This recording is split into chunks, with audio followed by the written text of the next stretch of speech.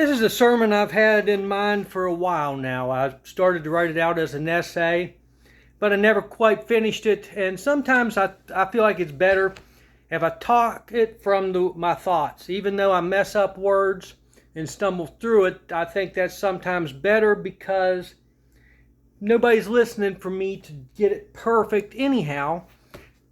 I think sometimes my searching for words from when I listen back to stuff like that I say, I hear all the mistakes and think how stupid I sound. But the gist of things tends to not be stupid, in my opinion, or I wouldn't go through the time to say it. And this is one of those. And you know, if you're seeing this in a video on posted, then you saw a title to it and you got the gist of it. If you're just hearing it and you haven't, then you're going to find out that this is called Arguing with Jesus, which, well, is taboo. Now, let me get into where this came about, this particular sermon.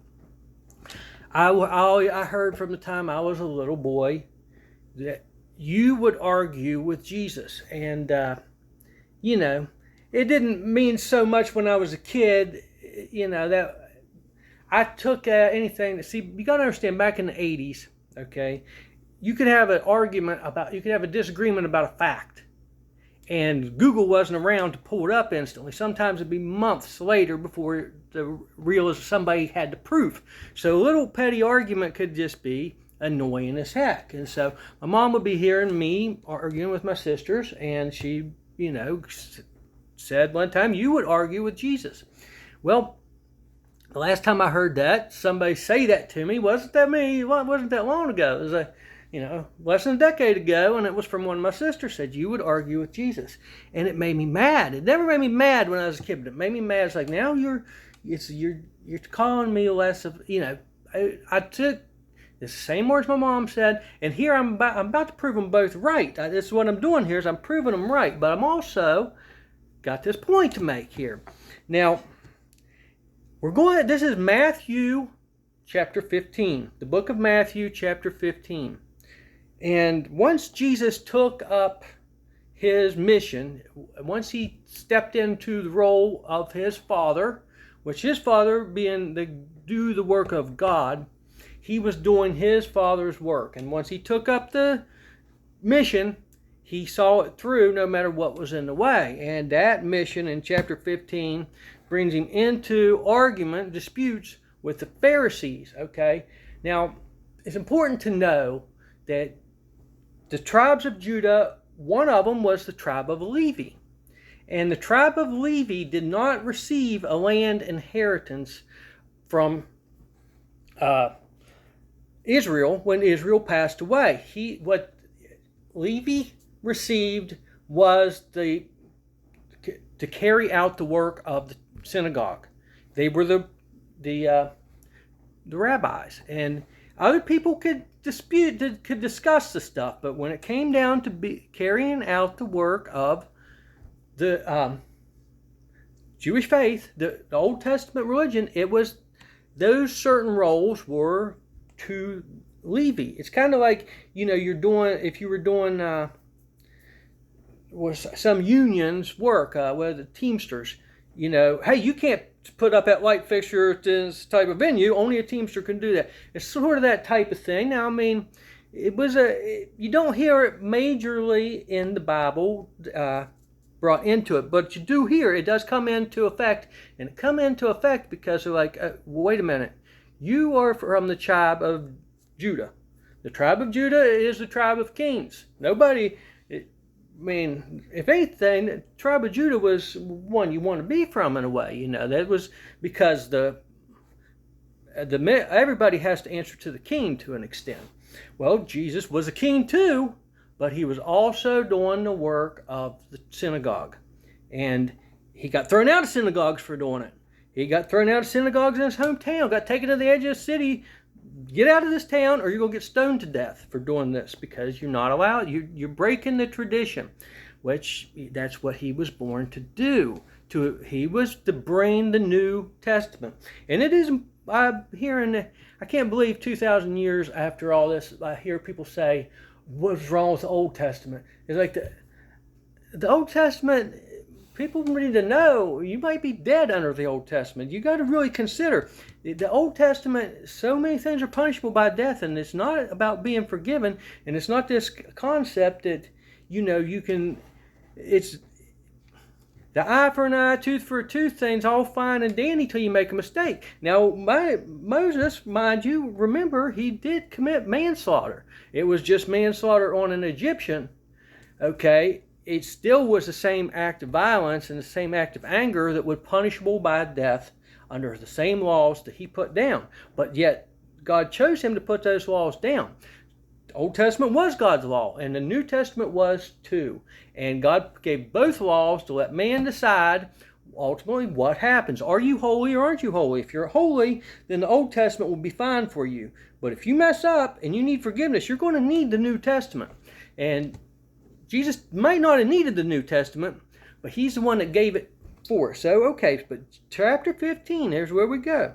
Now, the first argument is has the dispute with the Pharisees. They wash their hands and everything, and the disciples come in. They're kind of dirty because they've been out traveling, and the Pharisees are looking at these guys, and they're like, you're not fit to sit down at the table and eat, like this. And, they did anyhow, and Jesus told them that it's not what goes into the mouth that makes a man holy or unholy. It's what comes forth from the man. That's so a dispute that got remembered for all time. Now but then the arguing with Jesus comes in here. Okay. Verse 21, chapter 15. Then Jesus went thence. He went out, was traveling, and departed into the coast of Tyre and Sidon. And behold, a woman of Canaan came of the same coast, and cried unto him, saying, Have mercy on me, Lord, son of David. My daughter is grievously vexed with the devil.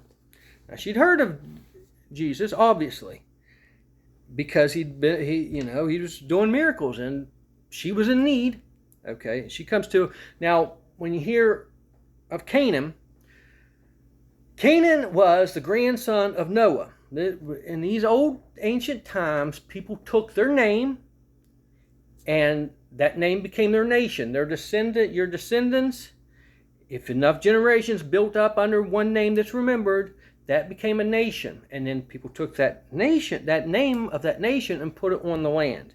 So people took the name and put it on the land. So when Abraham was traveling through the land of Canaan, what he was traveling through was the land that was settled by the descendants of the grandson of Noah. Okay, well, when he traveled through there, the people of Canaan didn't treat him good. They treated him rather bad. And God told him, your descendants are going to inherit all this, so don't you worry. It said that Abraham was a friend to God. Now, friends sometimes argue. Because I'm not saying that there's no point, there's no saying that, like, obviously Abraham did the will of God, but a lot of it took faith for him to do it, because first of all, the religion as it's practiced didn't exist. There wasn't all the stuff that Noah put down, or Moses put down in the books of law that became the Jewish faith, did not exist yet. So the tribe of Levi did not exist yet. But yet Abraham received of the circumcision.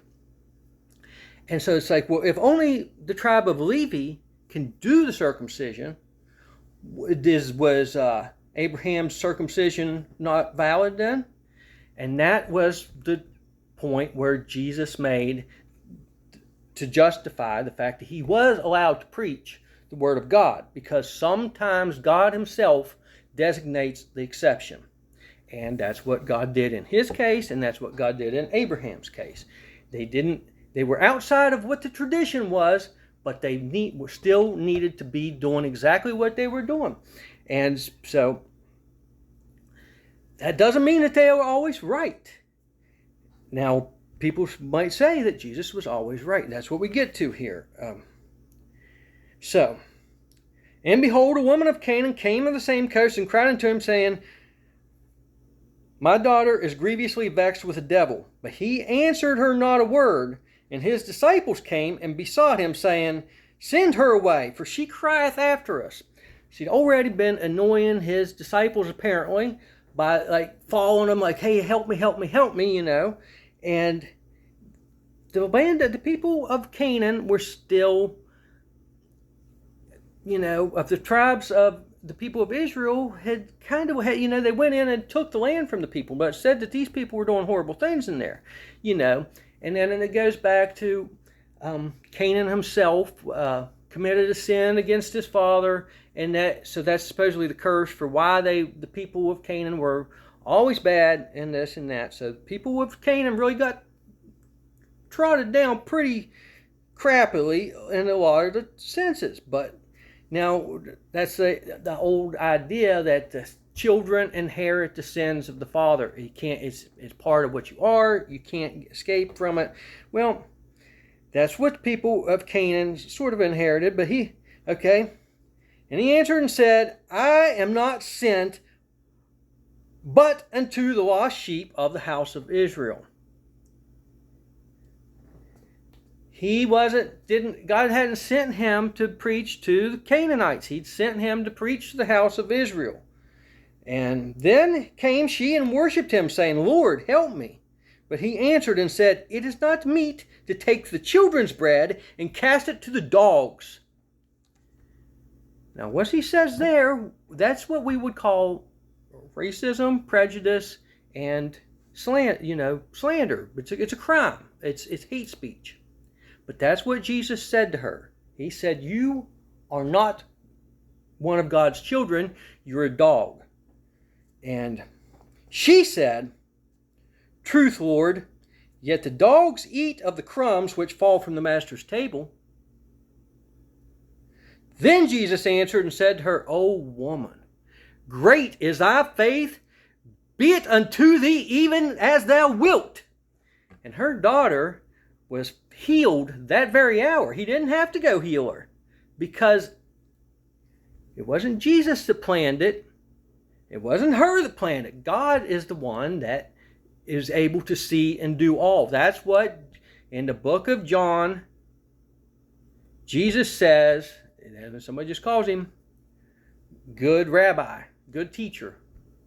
He said, Do not call me good, for only God is good. Now, we say lots of times, Lord, great Lord Almighty, talking about Jesus, and by his command, it's wonderful to feel that, and there's evidence to feel that, and God made it evidence to feel that. But Jesus' own commandment said, Do not call me that, for God is the one that's good, not me. And that's maybe who's to speculate on God's reason for choosing him, but could it be questioned?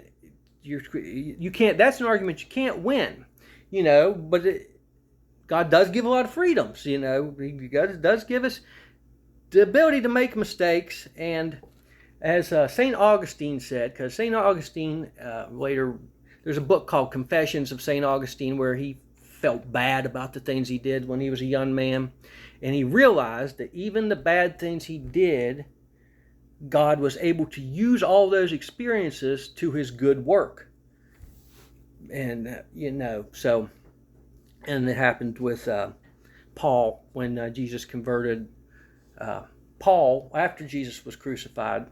Paul was Saul at the time. His name was Saul, and he was persecuting Christians, and they're putting them to death and stuff. And he was standing right there holding guys' jackets for him when they stoned Stephen to death.